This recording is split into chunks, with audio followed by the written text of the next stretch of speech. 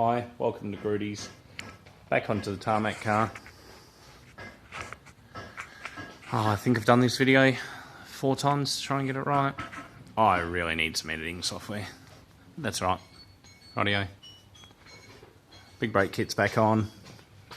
Use a few shorter bolts, yada yada yada. Notice that there's a bit of a pad issue here, but we'll see how this plays out. One pad sits on the disc nice, the other pad sits high. This is a fresh build. Everything's got to be set up properly. Okay. We've got a set up spring to see if we can get the height right.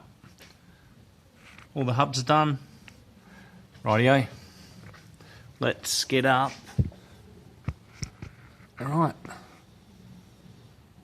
Right here, we have a 6mm steel box welded under the floor now.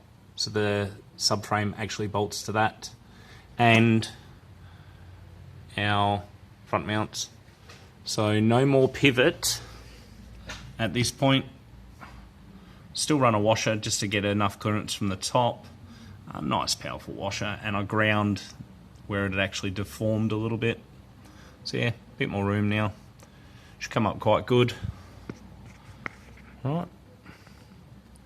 Yeah, didn't grind any of the welds back. They are what they are.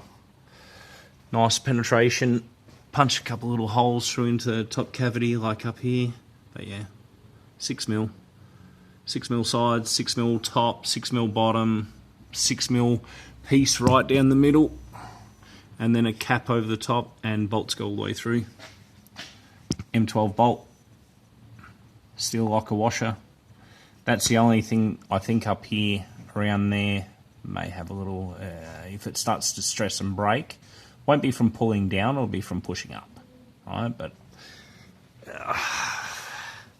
still, that could have been closer, and that could have been moved over about an inch, and this would have been even stiffer, and things wouldn't bend so bad. So if we have any issues, I've set it up so the top box can actually take studs up through it, and a standard M88, 188 can go back into this, so we could go back to an E30 diff if we had to. We'll just have to change this K-frame. But yeah, so yeah, it's all come together. Diff's back in, had to drill in between the 2 holes that was on the rear beam, and fits in nice and neat. What else can I tell you?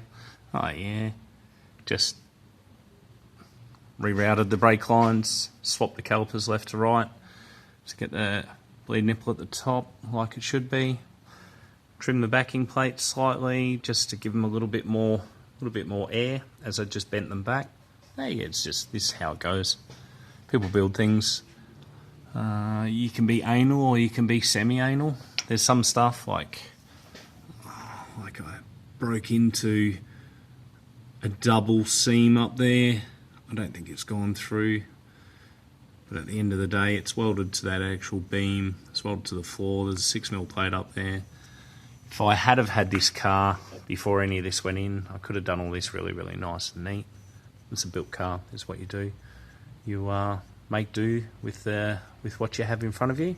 As for a race car, we're just trying to keep this thing from breaking more stuff. So there'll be no more pivot here.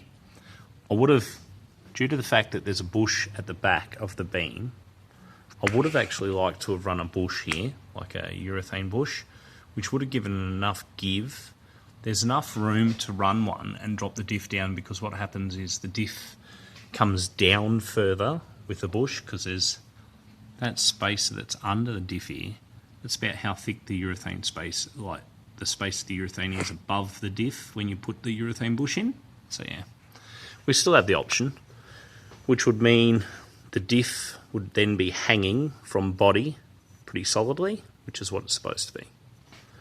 This R200 setup would work really, really well in something like a E46 or E36 K-frame, because the K-frame bolts in and this would bolt to the K-frame. In the E30, the rear beam and the diff housing become, so the diff actually becomes a part of the rear suspension K-frame. It's a real weird setup, but works. This is a lot of the reason why people snap one mount off a diff on an E30. So yeah, You just got to think about all the little twisting and torque forces that come with all this kind of stuff. But yeah, tail shaft's back in. Gives you a bit of an idea. Yeah, check this out. This is a 1310. It clears. We've got a lot of clearance, but now we've got a heap from the fuel tank, so that won't drag on the tank again.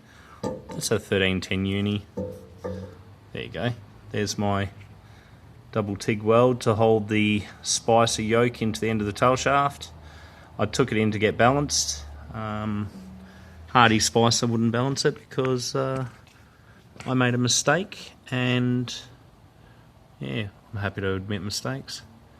It's about 4 or 5 degrees out of phasing. Yes, it isn't ideal, but after having it on the dyno, it doesn't seem to vibrate, so we'll find out. Worst case scenario, I'll remake the tail shaft. Alright, but yeah, we had it on the, I've driven the car, only on the way home, and on the dyno we didn't have any vibrations, so hopefully it'll be good. Also had to do a couple other little things. The linkage was actually dragging on the guibo, so I had to flip it over. Didn't have to cut it, luckily. Centre bearing mount, E90 330D tail shaft. And all we had to do was cut the rear off. So yeah, thanks for looking, guys. And hopefully, I know my camera work today is shit, but yeah, hopefully it gives you a bit of an idea.